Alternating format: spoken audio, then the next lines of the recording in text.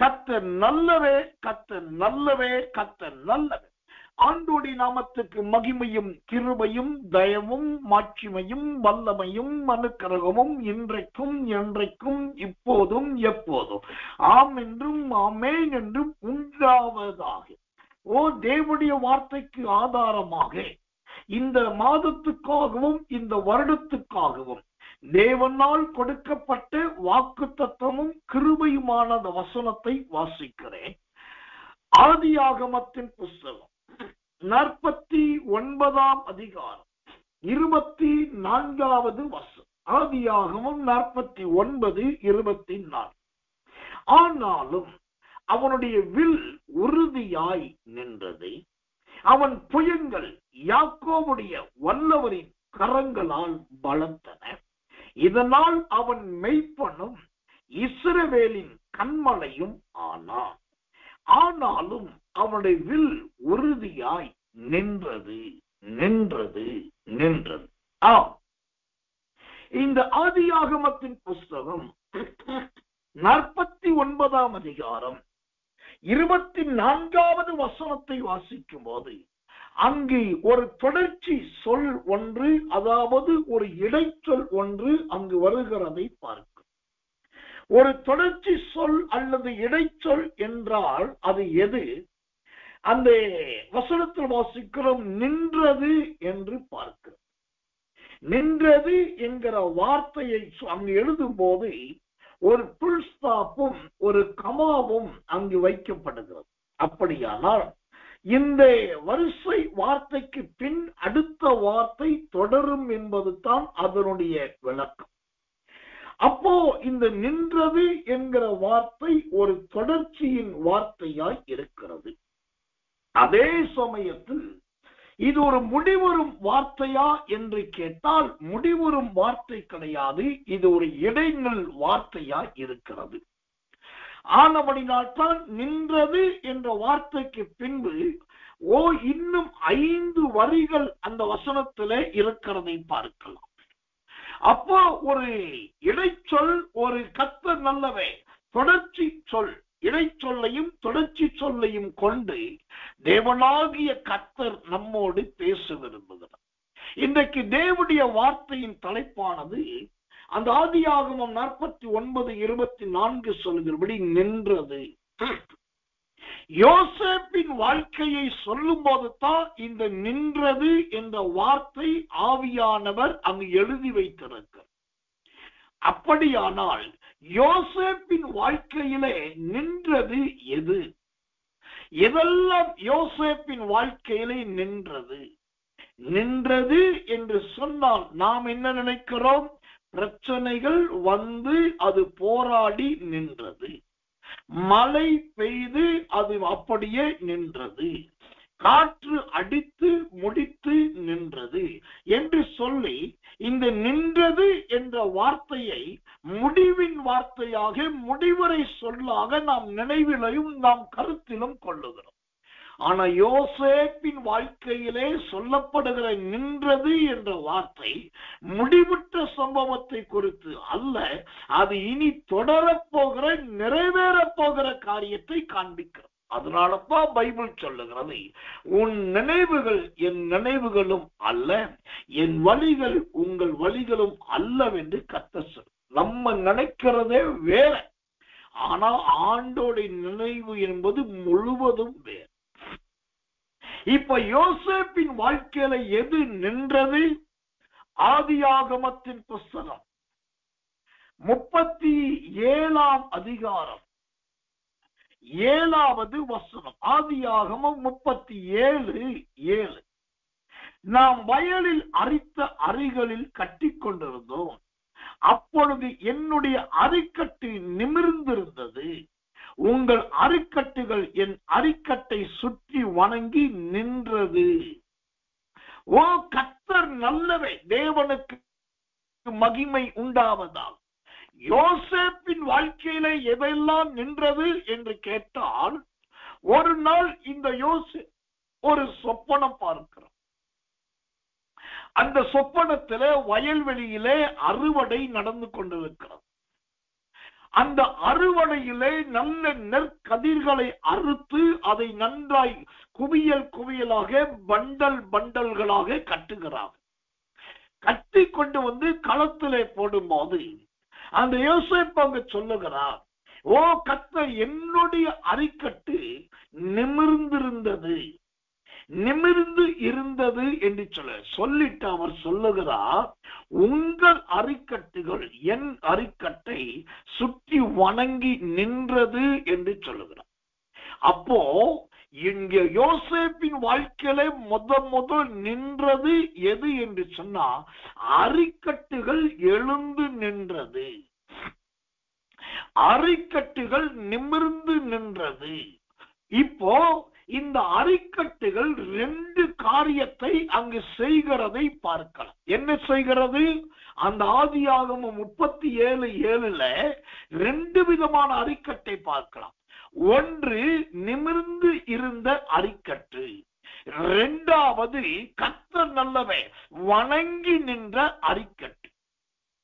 அப்ப யோசேப்பின் வாழ்க்கையில் நின்றது என்று சொன்னால், ஓ இங்கு வணங்கி நிற்கிறதான அரிக்கட்டுகளை பார்க்கிறோம். அப்போ அங்க நிமிர்ந்து நின்றது யார்? அதுதான் யோசேப்பு. இப்போ இந்த அரிக்கட்டு என்றால் என்ன?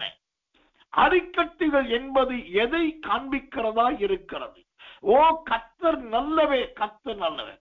யோபுவின் புஸ்தகம் 24ஆம் அதிகாரம் 10வது வசனத்தை நீங்க வாசிச்சீங்கன்னா, யோபு 24:10, அவனை வஸ்திரமில்லாமல் நடக்கவும் பட்டினியாய் அரிக்கட்டுகளை சுமக்கவும்.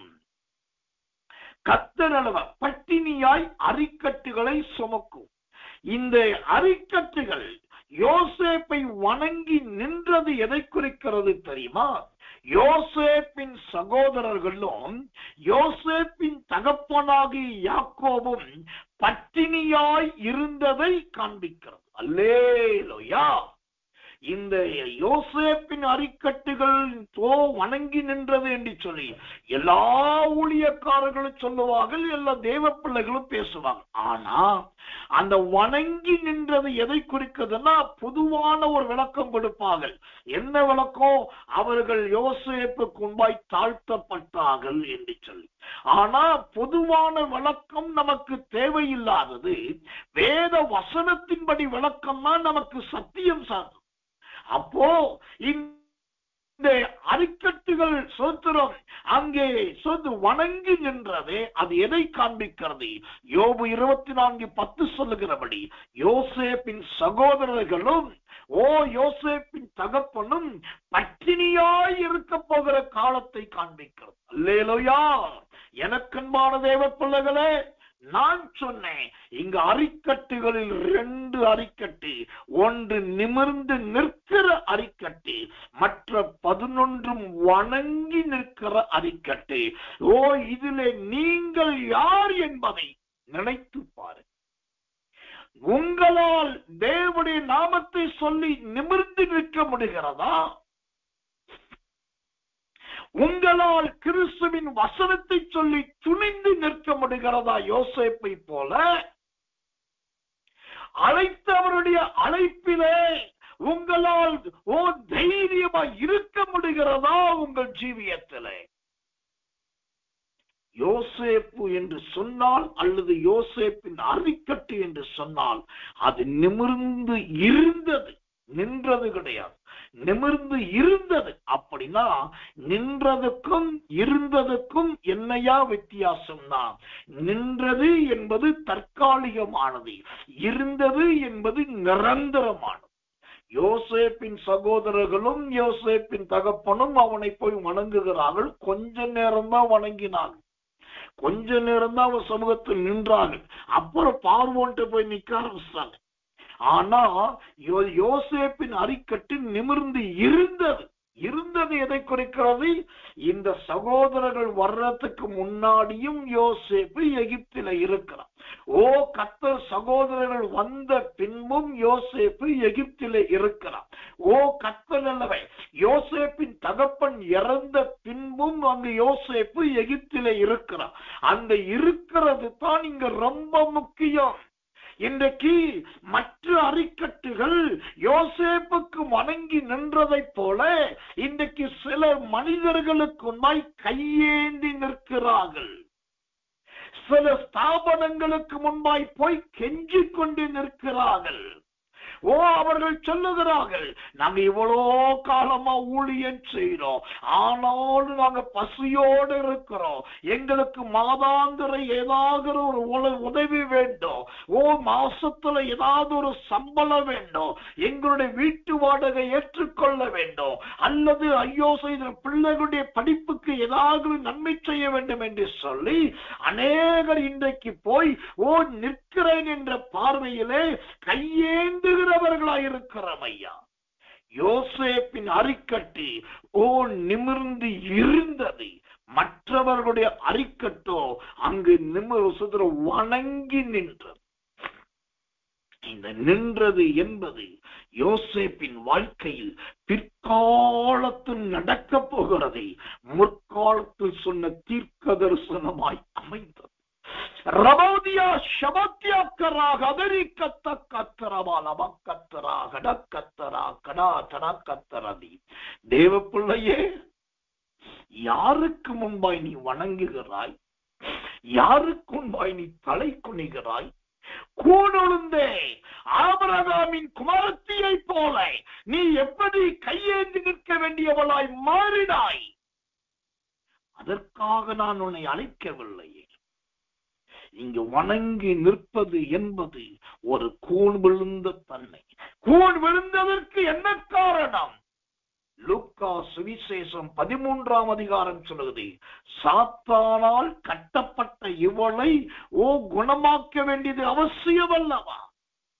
ஆபிரகாமின் குமாரத்தி கூன் விழுந்ததற்கு காரணம் சாத்தானால் கட்டப்பட்ட கட்டுகள்.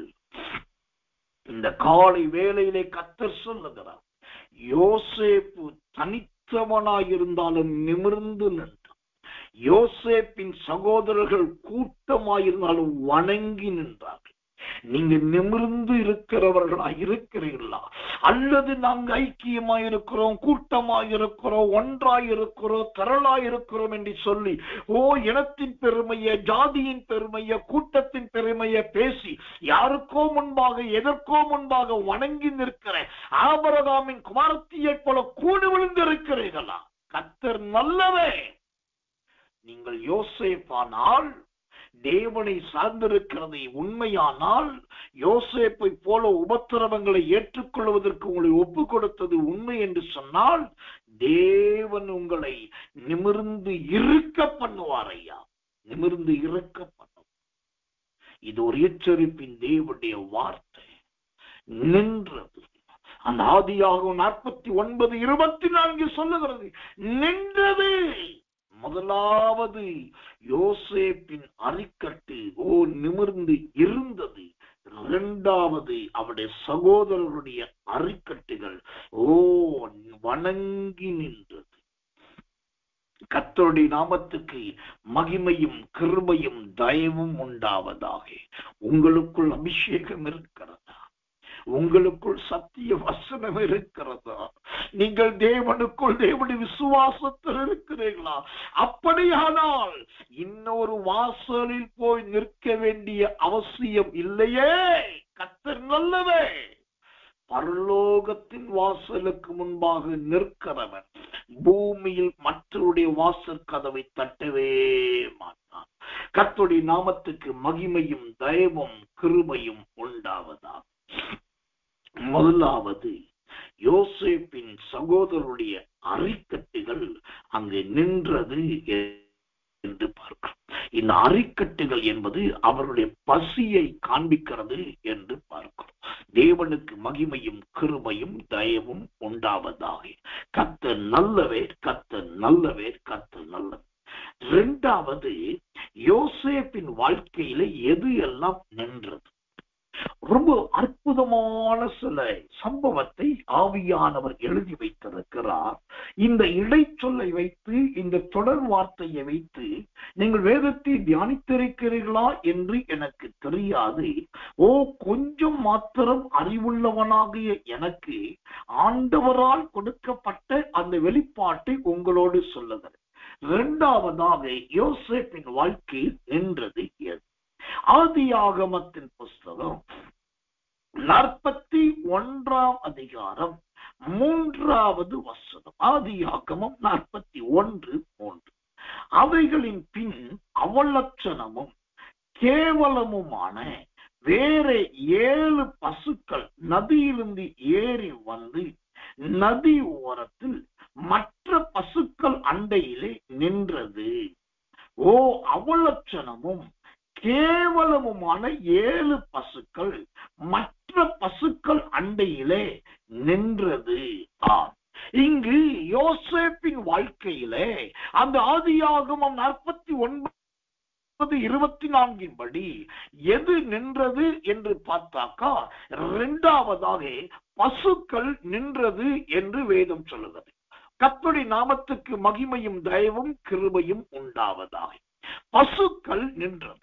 சரி, இந்த ஆதியாகமம் 41:3 படி பசுக்கள் நின்றது உண்மைதான்.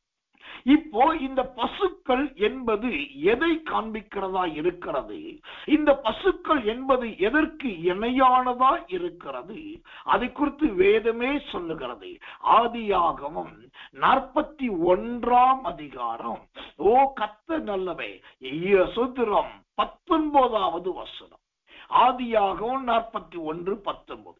அவைகளின் பின் இளைத்ததும் மகா அவலட்சணமும் கேவலமுமான வேறே 7 பசுக்கள் ஏறி வந்து நின்றது.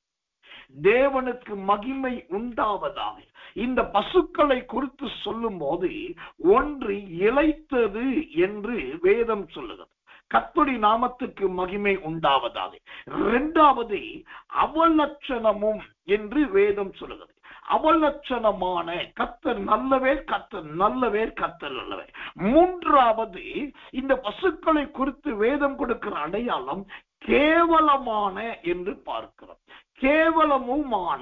எனக்கன்பான தேவ பிள்ளைகளே, இங்கு நிற்கிற பசுக்களை பார்க்கும். நல்லா கவனிக்கணும். இவைகள் மேய்கிற பசுக்கள் கிடையாது. இவைகள் உட்கார்ந்திருக்கிற பசுக்கள் கிடையாது. அல்லது அசை போடுவதற்காக படுத்திருக்கிற பசுக்கள் கிடையாது. இங்கு இருக்கிற பசுக்கள் நிற்கிற பசுக்கள். இந்த நிற்கிற பசுக்களை குறித்து ஆவியானவர் 3 அடையாளத்தை சொல்லுகிறார். ஒன்று, கர்த்தர் நல்லவே, கர்த்தர் நல்லவே, அது இளைத்து போனது. இரண்டாவது அவலட்சணமானது. மூன்றாவது கேவலமானது. கர்த்தருடைய நாமத்துக்கு மகிமையும் கிருபையும் தயவும் உண்டாவதாக. அப்படியானால் இந்த கர்த்தருடைய நாமத்துக்கு மகிமையுள்ளதாக இளைத்தது என்பது என்ன? இளைத்தது என்பது எதை காண்பிக்கிறது? அதை குறித்து பரிசுத்த ஆவியானவர் வேதத்திலே இவ்விதமாய் எழுதி வைத்திருக்கிறார். கர்த்தருடைய நாமத்துக்கு மகிமை உண்டாவதாக. வாசிக்கிறேன் ஒரு வசனத்தை. அதே வசனம். அவைகளின் பின் அவைகளின் பின் இளைத்ததும் மகா அவலட்சணமுமான. அது இளைத்த அனுபவம் எதை காண்பிக்கிறது? ஒரு அவலட்சணமான நிர்பந்தம். கர்த்தர் நல்லவன். அதே சமயத்தில் அது இளைத்தது என்பது எதை காண்பிக்கிறது? சங்கீதங்களின் புஸ்தகம் 69ஆம் சங்கீதம் 3வது வசனம். சங்கீதம் 69:3.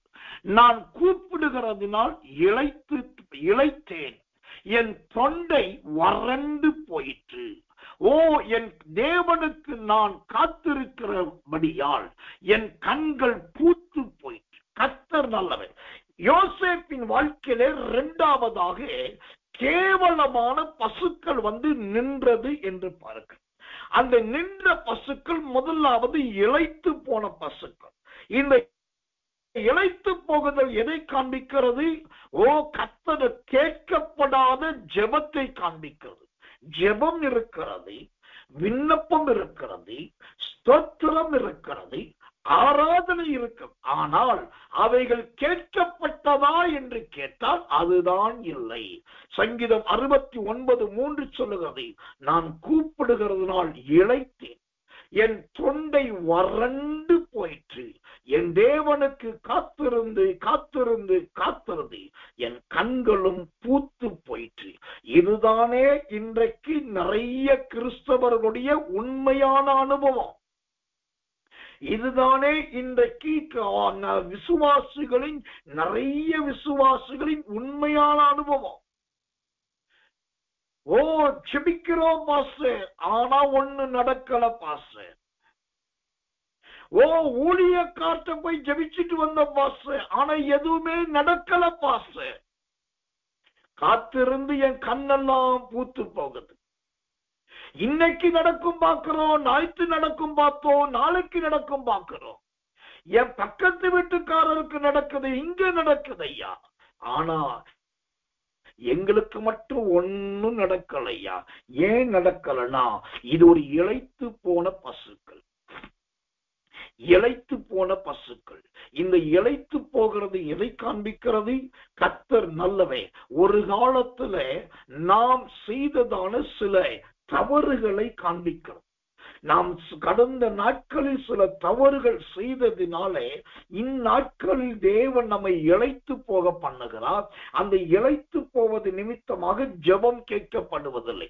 அப்போ கடந்த காலத்திலே பரிசுத்தவான்களும் விசுவாசிகளும் தேவ மனிதர்கள் செய்த தவறு என்ன? தவறு செய்தார்கள் மொட்டையாய் சொல்லிவிடாமல் அது என்ன தவறு என்பதையும் ஆண்டவர் சொல்லுகிறார். சகரியாவின் புஸ்தகம் 11ஆம் அதிகாரம் 16வது வசனம். சகரியா 11:16. இதோ, நான் தேசத்துல ஒரு மெய்ப்பனை எழும்ப பண்ணுவேன், அவன் அதமாகிறவைகளை பராமரிக்காமலும் சிதறுண்டதை தேடாமலும் நொறுங்குண்டதை குணமாக்காமலும் இளைத்திருக்கிறதை ஆதரிக்காமலும் கொளுத்ததின் மாம்சத்தை தின்று அவைகளுடைய குழம்புகளை உடைத்து போடும். இங்க கவனிக்கிறோம், தேவனால் நியமிக்கப்பட்ட ஒரு மனுஷன். ஆனா அவன் என்ன செய்கிறான்? அதமானவைகளை எல்லாம் பராமரிப்பது கிடையாது. சிதறண்டு போனவைகளை போனா போவிட்டு விட்டுறது தேடுவது கிடையாது. நொறுங்கி போனவைகளுக்கு காயம் கட்டி குணமாக்குவது கிடையாது. இளைத்து போயிருக்கிறவர்களை மடியில வைத்து ஆற்றுவது கிடையாது. ஆனா அதே சமயத்திலே அந்த மனுஷன் என்ன செய்யறான்? நல்ல கொளுத்ததை சாப்பிட்டு ருசியானதை குளித்து தன்னிடத்தில் இருக்கிற சில ஆடுகளுடைய கால்களை உடைத்தும் போடுது. இதுதான் கடந்த நாட்களில் விசுவாசிகள், தேவ பிள்ளைகள், பரிசுத்தவான்கள் செய்த தவறுகள். விபச்சாரம் அல்ல, வேசித்தனம் அல்ல, திருடுவது அல்ல. ஆனா கர்த்தர் நியமித்த இடத்துல ஒரு வியாதியஸ்தனை கர்த்தர் கொடுத்திருக்க அவங்களை உதாசீனப்படுத்தி இருக்கும். ஒவ்வொரு பலனற்றவர்களை தேவன் தந்திருக்க அவர்கள் பலவீனத்தை துச்சமாய் கருதி இருக்கிறோம். ஆசையோடு மார்பிலே சாயவும் ஆசையோடு மடியிலே படுக்கவும் வந்து கலங்கமற்றவர்களை அவர்களை ஏற்று மடியிலே படுக்க வைத்து ஆறுதலின் தாயாக, ஆறுதலின் தகப்பனாய் இருப்பதை விட்டுவிட்டு அவர்கள் கண்களுக்கு முன்பாக கொளுத்ததை புசித்து டாம்பிகமாய் வாழ்ந்தார்கள். அதனால கர்த்தர் பார்க்கிறார், ஒரு நேரம் வரும்போது இந்த பசுக்கள் இளைத்ததை போல கடந்த நாட்களில் செய்த தவறுகளினாலே தேவன் அவர்களை இளைத்து போக பண்ணுங்க. ஆனா இப்ப என்ன பண்றாங்க? ஐயோ ஆண்டவரே, ஏன் என் நிலைமை இப்படி ஆயிடுச்சு? நான் இன்னைக்கு பருப்பும் நெய்யும் சாப்பிட்டேன் ஐயா, இன்னைக்கு கஞ்சியும் தண்ணியும் குடிக்கிறேன் ஐயா, அன்னைக்கு நல்ல ஜீன்ஸ் பேண்ட் போட்டேன் ஐயா, இன்னைக்கு பழைய பேண்ட் போடுறேன் ஐயா, அன்னைக்கு நல்ல கார்ல போனேன் ஐயா, இன்றைக்கு ஐயோ ஆட்டோல போறேன் ஐயா, ஏனையா ஏனையா ஏனையா என்று கேட்கிறார்களே ஒழிய கடந்த நாட்கள் தாங்கள் செய்ததை நினைத்து பார்ப்பதில்லை. இதுதான் மெலிந்து போவதற்கு காரணம். எனக்கன்பான தேவச்சனமே, இந்த காலை வேளையிலே கர்த்தர் பேசுகிறார். உங்களுக்கு முன்பாக நசல் கொண்டதையும் ஈனமானதையும் கால் ஒடிந்ததையும் பலவீனப்பட்டதையும் வியாதிப்பட்டதையும் கர்த்தர் கொண்டு வந்தால் நீங்கள் அவர்களை காணாதவர்களைப் போல இருக்கக்கூடாது. முடிந்த வரைக்கும் நீங்கள் அவர்களை பராமரிக்க வேண்டும். அப்பொழுதுதான் நீங்கள் மெலிந்து போகாமல், உங்கள் ஜெபம் கேட்கப்படாத ஜெபமாய் இராதபடிக்கு நீங்கள் நன்றாகவும் இருப்பீர்கள், ஜெபமும் கேட்கப்பட்டது. யோசேப்பின் வாழ்க்கையிலே நின்றது இரண்டாவது எதுன்னா, கேவலமான பசுக்கள் நின்று. அந்த பசுக்கள் நின்றதே அதுக்கு 3 அடையாளம். ஒன்று இழைத்தது, அதுதான் கேட்கப்படாத ஜெபங்கள். ஏன் கேட்கப்படலன்னா, தேவன் கொடுத்தவர்கள் செதறி போனவர்களை தேடாமல் விட்டது. இரண்டாவது, இந்த பசுக்களை குறித்து வேதம் இவ்விதமாய் சொல்லுகிறது, அவலட்சணமுமானது. யோசேப்பு வாழ்க்கையில நின்ற பசுக்கள் இரண்டாவது எப்படி இருந்தது என்று சொன்னா, அவலட்சணமாக இருந்தது. கர்த்தருடைய நாமம் மகிமைப்படுவதாக. எனக்கன்பான தேவ பிள்ளைகளே, இந்த அவலட்சணமான என்றால் என்ன? இந்த அவலட்சணம் என்பது எதை குறிக்கிறதா இருக்கிறது? ஒரு வசனத்தை வாசிக்கிறேன். ஓசியாவின் புஸ்தகம் 2ஆம் அதிகாரம் 10வது வசனம். ஓசியா 2:10. இப்போதும் அவளுடைய நேசர்களின் கண்களுக்கு முன்பாக அவளுடைய அவலட்சணத்தை வெளிப்படுத்துவேன். ஒருவரும் அவளை என் கைக்கு நீங்களாக்கி விடுவிப்பது இல்லை. கர்த்தர் நல்லவர். இந்த யோசேப்பின் காலத்திலே சொப்பனத்தில் வந்து நின்ற பசு கேவலமான பசு. இந்த கேவலமான பசுடைய இரண்டாவது அடையாளம் அவலட்சணம். இந்த அவலட்சணம் எதை காண்பிக்கிறது? அந்தரங்கே அல்லது மறைவிடத்தின் ரகசிய ஜீவியத்தை காண்பிக்கிறது. அந்தரங்க மற்றும் மறைவிடத்தின் ரகசிய ஜீவியம். ஆண்டவருடைய வார்த்தை இந்த ஓசியா 2:10 சொல்லுகிறது, கர்த்தர் அவருடைய அவலட்சணத்தை வெளிப்படுத்துவே. தேவனுக்கு மகிமை உண்டாவதாக. தமிழகத்தின் சபைகளை குறித்து, தமிழகத்தின் கிறிஸ்தவத்தை குறித்து நல்ல பாரம்பரியம் உண்டு, நல்ல சரித்திரமும் சரிதையும் உண்டு. ஏனென்றால் தமிழகத்தில் இருந்தே ஊழியக்காரர்கள் பேசுகிற பிரசங்கமும், தமிழகத்தில் இருந்த பரிசுத்தவான்களுடைய உபதேசத்தை போல உலகத்தில் வேறு எந்த பிரசங்கத்தையும் உபதேசத்தையும் கேட்க முடியாது என்று சொல்லுவாங்க. காரணம், அந்த நாட்களில் பேசின பிரசங்கியார்கள், உபதேசக்காரர்களுடைய செய்திகள் ரகசியங்களை வெளியே கொண்டு வருவதாயிருந்தது, மறைப்பொருட்களை வெளிப்படுத்துவதாயிருந்தது, ரகசிய சுத்திரம் கருகலானவைகளை தெளிவிக்கிறதாயிருந்தது. பாவத்தோடு வருகிறவர்கள் பரிசுத்தமாகி போனார்கள், அந்தரங்க தவறோடு வந்தவர்கள் அறிக்கையிட்டு போனார்கள். அப்படிதான் ஒரு காலத்துல இருந்தது. ஆனா இன்றைக்கு என்ன ஆயிருச்சு? பிரசங்கங்களும் சரி, உபதேசங்களும் சரி, அவலட்சணமாய் மாறிவிட்டது. யாருடைய குற்றத்தையும் யாரும் சொல்லுவது கிடையாது. குற்றத்தை சொல்லுவதும் பாவத்தை உணர்த்துறது வேலை கிடையாது. நான் ஒரு வசனத்தை எடுப்பேன், கர்த்தர் விடுவிக்கிறார், சுகமாக்குகிறார், தப்பு வைக்கிறார், மீட்கிறார் என்றுதான் சொல்லுவேன். அவருக்கு சுத்தமான அவர் அதை சொல்லட்டும் சொல்லி நிறைய பேர் இன்றைக்கு மேலோட்டமான போர்வை விரிக்கிற, போர்வையால் மூடுகிற பிரசங்கத்தை பண்ணுகிறார். இந்த பசுக்கள் நின்றதே அது எதை காண்பிக்கிறது? தனிப்பட்ட ஜீவியத்திலே மறைவிடத்தில் இருக்கிறவைகள் சத்தியம் தேவனால் வெளிப்படுத்தப்படுவதை காண்பிக்கிறது. இதுல என்ன ஒரு ஆச்சரியம்னா, ஆரம்பத்துல பார்த்தோம், இந்த அவலட்சணமான பசுக்கள் எழும்பி மற்ற பசுக்கள் பக்கத்துல வந்து நின்று, அந்த ஆதியாகமம் 41:3 பாருங்க, நதி ஓரத்தில் மற்ற பசுக்கள் அண்டையில் நின்றது. எந்த பசுக்கள்? அவலட்சணமான பசு நல்ல பசுக்கள்கிட்ட வந்து நிக்கு. என்ன ஒரு வேதனை பாருங்க.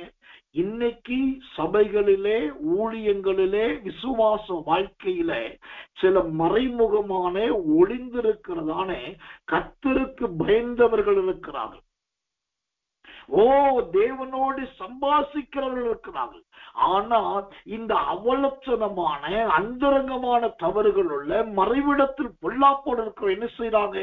தன்னுடைய காரியம், தன்னுடைய ஜீவியம் பாவத்தை போல் தெரிந்துவிடக் கூடாது என்பதற்காக நல்ல பசுக்களாகிய, கொழுத்த பசுக்களாகிய, அருமையான பசுக்களாகிய அந்த பரிசுத்தவான்களும் நீதிமான்களும் ஆகிய அவர்களிடத்தில் போய் இவர்கள் நின்று விடுகிறார்.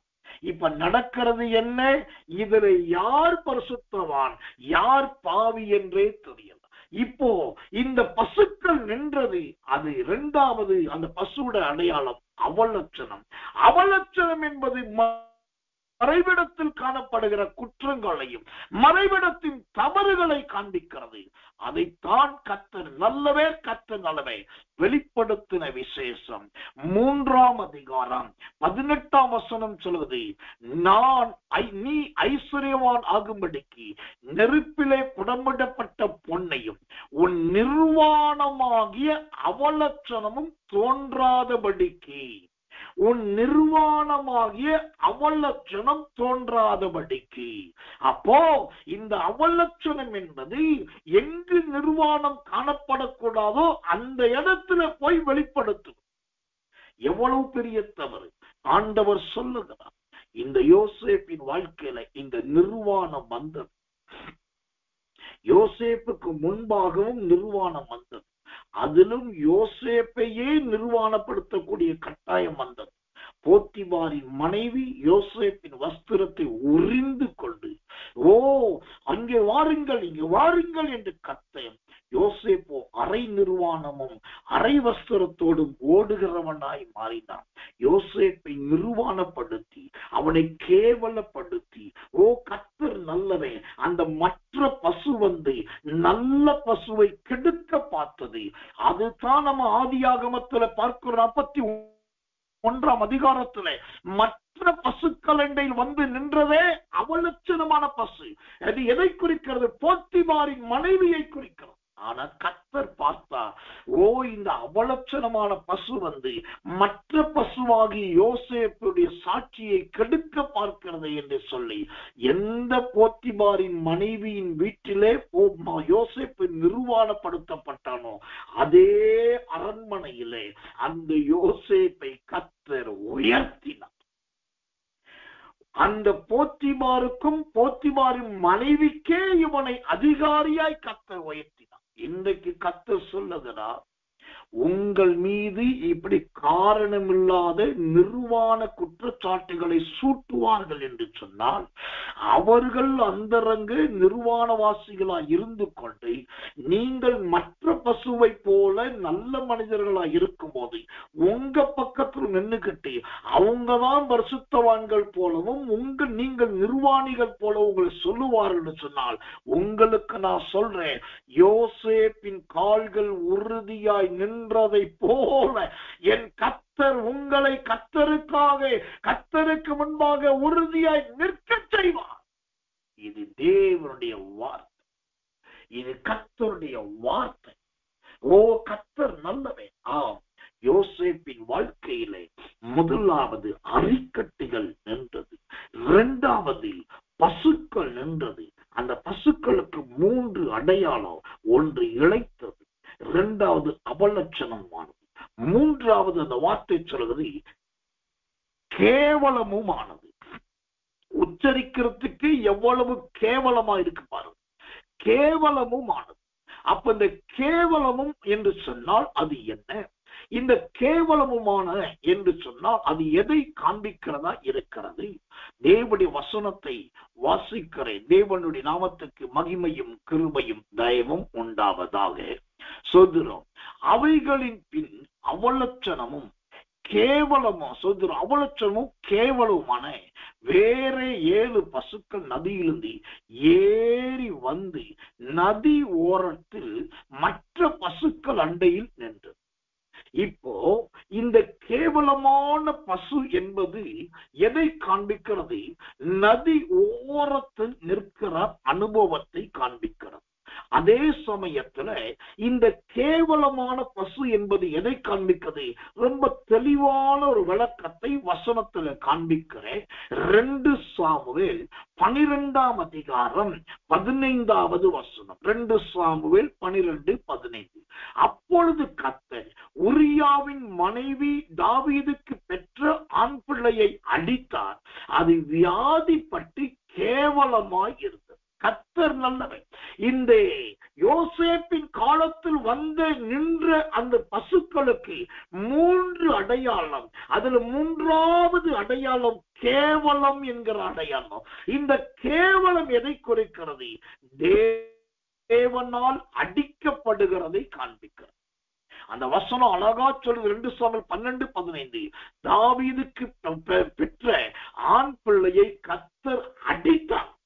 அதனால் அது வியாதிப்பட்டு கேவலமாய் இருந்தது. எனக்கன்பான தெய்வ பிள்ளைகளே, இன்றைக்கு தேவனால் பாராட்டப்பட வேண்டியவர்களும் தேவனால் ஆதரிக்கப்பட வேண்டியவர்களும் தேவனால் அடிக்கப்பட வேண்டியவர்களா இருக்கிறார்களே, இது எவ்வளவு பரிதாபம். இதுல ஒரு ரொம்ப துக்கமான ஒரு செய்தி சொல்றேன். இந்த 2 சாமுவேல் 12ஆம் அதிகாரம் 15ஆம் வசனத்துல இதை வாசித்தோமே, அங்கு தேவன் யாரை அடித்தார் தெரியுமா? தாவீதுக்கு பெற்ற பிள்ளை, தாவீதுக்கு பிறந்த பிள்ளை. அப்போ இங்க கர்த்தருடைய அடி ஒரு பாவிக்கு விழுகல, ஒரு அக்கிரமக்காரனுக்கு அடி விழுகல, ஒரு துன்மார்க்கனை போய் கர்த்தர் அடிக்கல, தாவீதையும் தாவீதின் பிள்ளையை அடிக்கிறார். இதை நாம் உண்மையாய் கவனிக்கணும். இந்த கடைசி காலத்துல பெரிய மனிதர்கள் என்று சொல்லுகிறவர்களும் மகா பரிசுத்தவான்கள் என்று சொல்லுகிறவர்களும் நல்ல தீர்க்க தரிசனம் கிருபை பெற்றவர்கள் யாரை சொல்லுகிறோமோ அவர்கள் தான் இன்றைக்கு தேவனால் அடி வாங்கி கொண்டிருக்கிறார்கள், அடிக்கப்படுகிறார்கள். காரணம் என்ன தெரியுமா? ஒரு காலத்துல நல்ல கொழுமையான பசுவாய் இருந்த இவர்கள் இன்றைக்கு இறைத்ததும் கர்த்தர் அவலட்சணமும் கேவலமுமான பசுக்களாய் மாறிவிட்டார்கள். அதனால் தேவனுடைய அடி. கர்த்தர் நல்லவே. ஆனால் கர்த்தர் சொல்லுகிறார், இங்க ஒரு சத்தியம் ஆழமாய் மறைந்திருக்கிறது. தாவீதுக்கு பிறந்த பிள்ளையை அடித்தார், ஆனால் தாவீதையோ விட்டு வைத்தார். காரணம், தாவீது கர்த்தருக்காக பாராட்டின சகாயங்கள், தேவனுக்காக ஓடின ஓட்டங்களை நினைவு கூர்ந்தார். அதைத்தான் இந்த காலை வேளையிலே கர்த்தர் சொல்லுகிறார். எனக்கன்பான மகனே மகளே, நீங்களும் நானும் தண்டிக்கப்படாமல் இருப்பதற்கும் நம்மை தேவன் அடிக்காமல் இருப்பதற்கும் ஒரு காரணம், கடந்த காலத்திலே பாராட்டின அன்பு, கடந்த காலத்திலே செய்த ஊழியோ, கடந்த காலத்துல ஓடின ஓட்டோ, அது நிமித்தமாகவே தாவீதை கர்த்தர் தேவன் தப்புவித்தார், அவனை அடிக்காமல் விட்டார். அப்ப நம்முடைய வாழ்க்கையிலே ரொம்ப ஜாக்கிரதையா இருக்க வேண்டும். கடந்து போகட்டும். நான் சொன்னேன், ஆதியாகமம் 49:24 நின்றது என்கிற வார்த்தையை தான் கர்த்தர் நம்மோடு பேசிக் கொண்டிருக்கிறார். யோசேப்பின் வாழ்க்கையில் எது நின்றது? முதலாவது அரிக்கட்டுகள் நின்றது, 2வது பசுக்கள் நின்றது, 3வதாக ஒரு காரியத்தை சொல்லி உங்களுக்காக நான் ஜெபிக்க விரும்புகிறேன். யோசேப்பின் வாழ்க்கையில் நின்றது எது தெரியுமா? ஆதியாகமத்தின் புஸ்தகம் 49ஆம் அதிகாரம் 24வது வசனம். அதுதான் இந்த மாதத்தின் இந்த வருடத்தின் தலையங்க வாசிக்கிறேன். ஆனாலும் அவருடைய வில் உறுதியாய் நின்றது. ஆமென். யோசேப்பின் வாழ்க்கையிலே உறுதியாய் நின்றது 3வது எது என்று சொன்னால் வில் நின்றது. வில் உறுதியாய் நின்றது. இந்த யோசேப்பின் வாழ்க்கையில வில் உறுதியாய் நின்றது என்று ஆவியானவர் எழுதி வைத்திருக்கிறாரே, இந்த வில் எதை காண்பிக்கிறதா இருக்கிறது? ஆதியாகமம் 48ஆம் அதிகாரம், அதாவது முதல் வாசித்த அதிகாரத்துக்கு முந்தின அதிகாரம், கடைசி 2 வசனம். ஆதியாகமம் 48 கடைசி 2, 21, 22 வசனம் வாசிக்கிறேன். பின்பு இஸ்ரவேல் யோசேப்பை நோக்கி, இதோ நான் மரணம் அடைய போகிறேன், தேவன் உங்களோட இருப்பார், அவர் உங்கள் பிதாக்களின் தேசத்துக்கு உங்களை திரும்பவும் போக பண்ணுவார் என்றும், உன் சகோதரருக்கு கொடுத்ததை பார்க்கலாம், நான் என் பட்டயத்தாலும் என் வில்லினாலும் எமோரியர் கையிலிருந்து சம்பாதித்த ஒரு நிலத்தை உனக்கு அதிகமான பங்காக கொடுத்தேன் என்றும் சொன்னார். அல்லேலூயா, அல்லேலூயா. இந்த யோசேப்பின் வில் உறுதியாய் நின்றது என்று பார்க்கிறோமே, அந்த உறுதியாய் நின்ற வில் எது தெரியுமா? யோசேப்புக்கு கிடைத்த அதிகமான ஒரு தகப்பனின் பங்கு.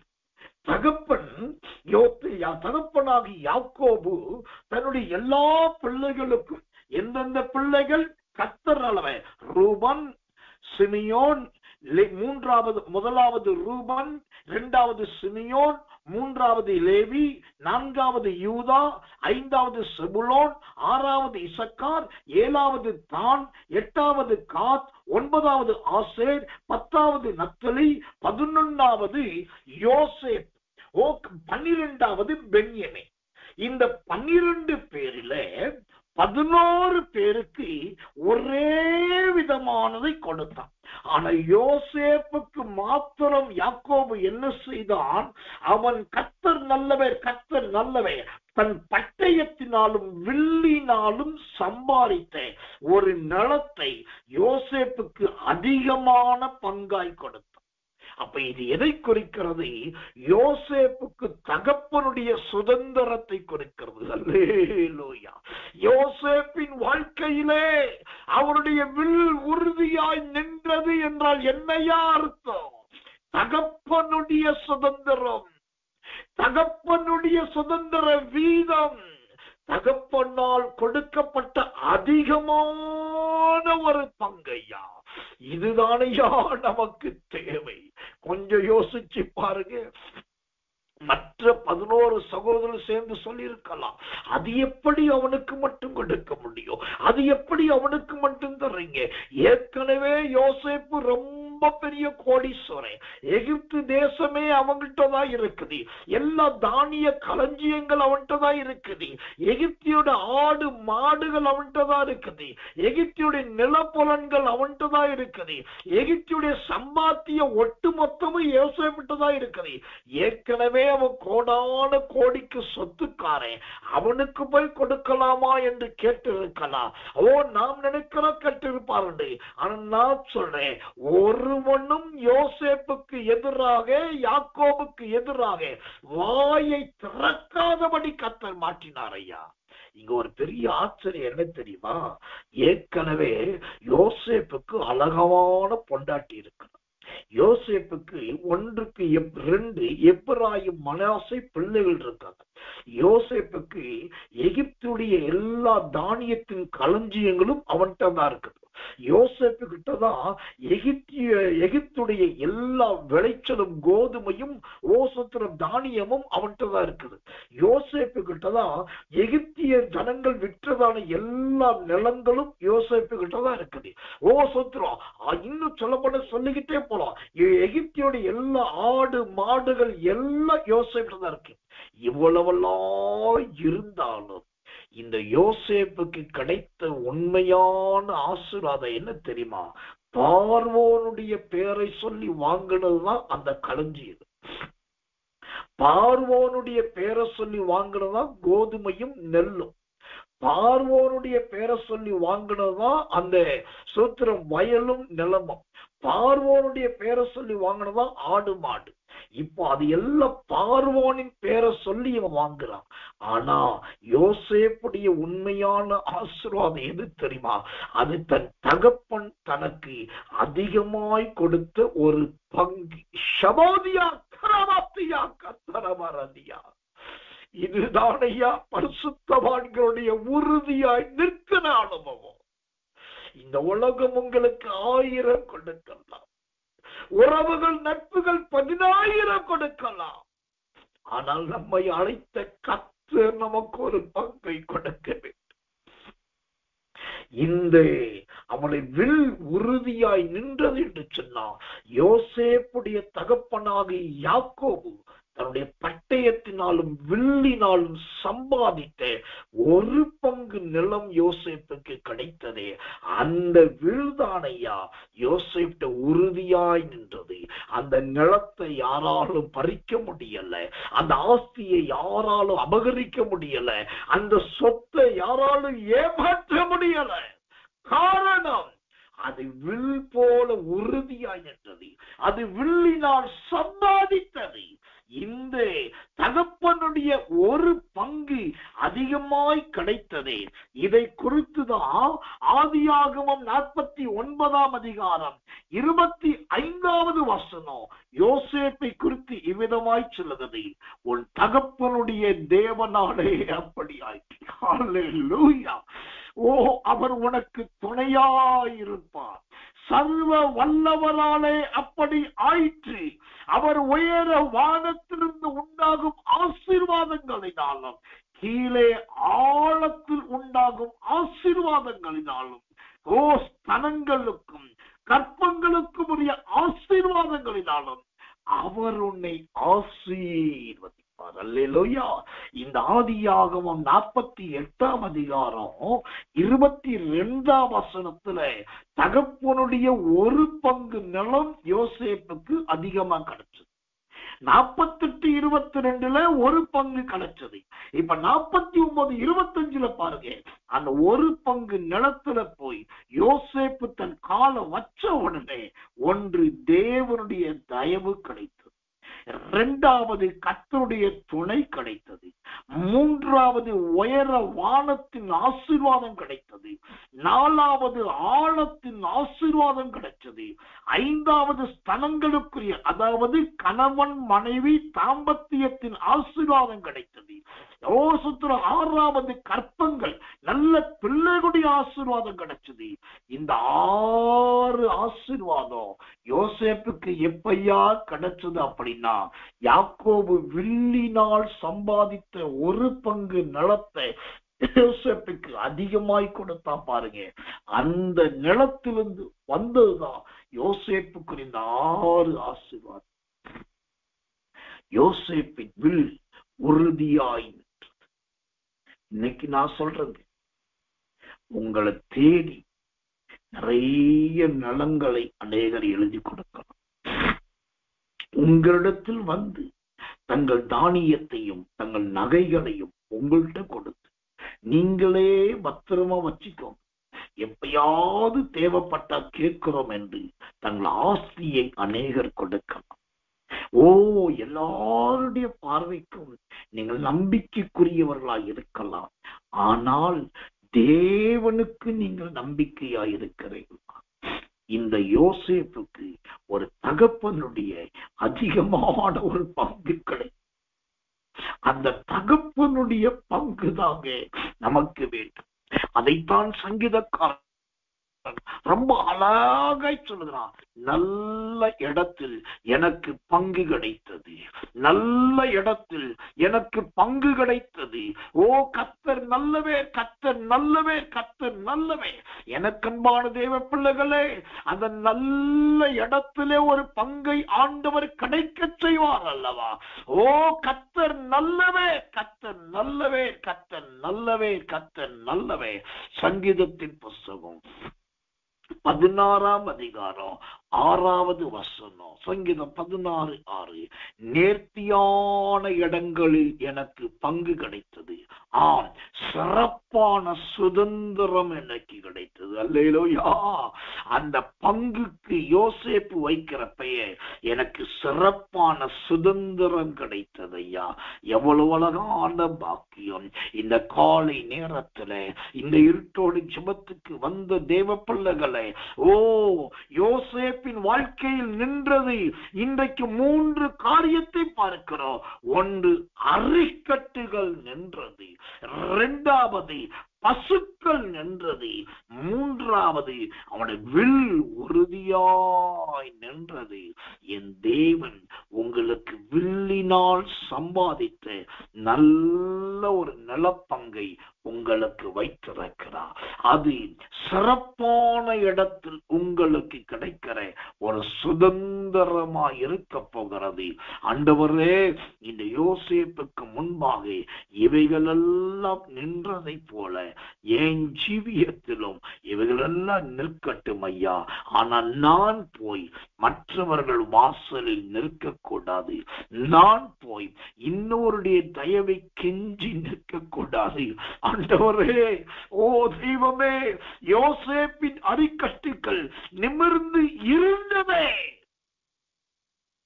மற்ற அரிக்கட்டுகள் வணங்கி நின்றது.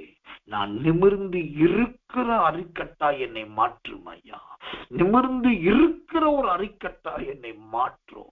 எனக்கு அந்த கிருபையை தாரும் என்று எல்லாரும் கண்களை மூடி ஆவிலே நிரம்பி ஒப்பு கொடுத்து கர்த்தரை ஸ்தோத்திரிப்போம். நாம் ஜெபிப்போம். அன்புள்ள நல்ல பரம பிதாவே, நல்ல அருமையான இந்த கிருபையுள்ள நல்ல வார்த்தைக்காக ஒரு இடைச்சொல், ஒரு தொடர்ச்சொல், இடைச்சொல்லும் தொடர்ச்சொல்லுமான நின்றது என்கிற ஒரு அந்தரங்கத்தில் தொங்குகிற வார்த்தையை வைத்து நீ தீட்டமும் தெளிவுமாய் வேதத்தின் மகத்துவங்களை வெளிப்படுத்தி இருக்கிறீர் ஐயா. ஆண்டவரே, விசேஷமாய் யாக்கோபு பட்டயத்தினாலும் வில்லினாலும் சம்பாதித்தேன் தன்னுடைய ஒரு நிலத்தை அதிகமான ஒரு பங்காய் யோசேப்புக்கு கொடுத்ததை போல இதோட பிள்ளைகளுக்கு தகப்பனுடைய சுதந்திரம் கிடைப்பதாக, தகப்பனுடைய சுதந்திரத்தை உடைய பிள்ளைகள் சுதந்திரிப்பார்களாக. இந்த நாள் முதல் அந்த தகப்பனுடைய சுதந்திரம், ஓ ஓ கர்த்தர் நல்லவே, அந்த தகப்பனுடைய சுதந்திரம் இவர்களுக்கு கிடைக்கிறபடினால் கர்த்தர் நல்லவே, கர்த்தர் நல்லவே, கர்த்தர் நல்லவே. ஓ இவர்கள் அடைய வேண்டிய எல்லா விதமான பாக்கியத்தையும் அடைவார்களாக. ஓ எல்லா சுதந்திரத்தையும் நன்மையையும் பெற்றுக் கொள்வார்களாக. தேவனாகிய கர்த்தருடைய கரம், ஆண்டுடைய வல்லமையின் புயம் அப்படியே உண்டாவதாக. ஷவோதியா கராகடகத டெக்கத்துரா கட்டாரமக்க தக்கத்தரமா தக்கத்து கத்தரமரபரிமிக்க தக்கத்தரமலா லிமா ரமோத்து ரா திரத்திக்க துரமரமக்க கண்ணகக்கரா. அந்த தகப்பனுடைய ஆசீர்வாதம் இயேசுவின் நாமத்தில் உடைய பிள்ளைகளுக்குள் உண்டாவதாக, உண்டாவதாக. அந்த தகப்பனுடைய நன்மை, தகப்பனுடைய பாக்கியம், தகப்பனால் கொடுக்கப்படுகிற அதிகமான ஒரு பங்கு இவர்களுக்கு ஆம் என்றும் ஆமேன் என்றும் உண்டாவதாக. கர்த்தருடைய கரமும் கர்த்தருடைய கிருபையும் உடைய பிள்ளைகளை ஆசீர்வதிக்கட்டும். ஆண்டவரே, நீ நல்லவராய் இருக்கத்துக்காக ஸ்தோத்திரம். ஆண்டவரே, நீ தயை உள்ளவராய் இருக்கத்துக்காக ஸ்தோத்திரம்.